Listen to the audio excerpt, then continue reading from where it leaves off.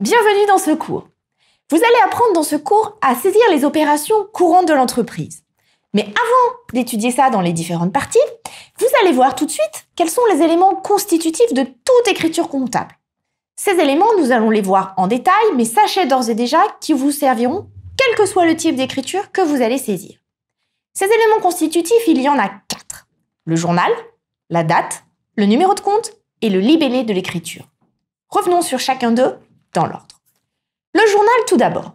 Le journal, c'est le document comptable que vous allez utiliser pour saisir votre écriture.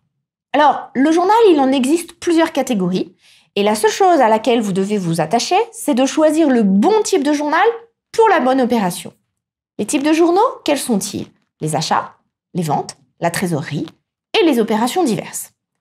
Dans ce cours, quand nous allons étudier un point, je vous rappellerai à chaque fois quel type de journal vous devez utiliser. Le deuxième élément constitutif d'une écriture, c'est sa date. Nous le reverrons en détail, mais retenez déjà la différence entre la date d'opération et la date de saisie.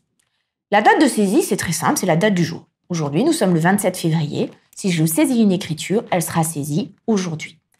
Pour autant, je peux très bien aujourd'hui, 27 février, saisir plusieurs écritures avec pour chacune une date d'opération différente. Je peux saisir des écritures de janvier, de février, etc. Il y a donc une différence entre la date de saisie, c'est la date du jour de la saisie, et la date d'opération, qui est en fait la date d'effet de l'écriture. Le troisième élément constitutif d'une écriture comptable, c'est les comptes, les numéros de compte que vous allez utiliser. Je vous rappelle que tous les comptes de la classe 1 à la classe 5 incluses sont des comptes de bilan, que les comptes de classe 6, les charges, et 7, les produits, figurent au compte de résultat.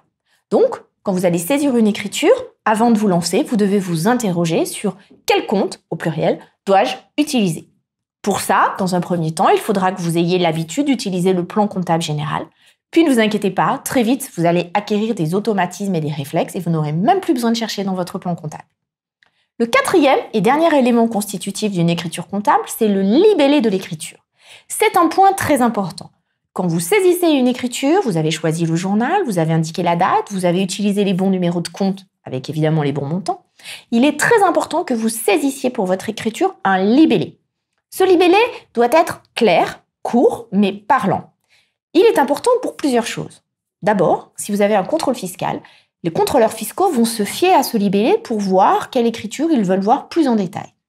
Mais aussi pour vous, quand vous allez réviser le travail fait par un de vos collaborateurs, ou quand votre travail va être révisé, avec la simple lecture du libellé, je dois comprendre à quoi correspond votre écriture.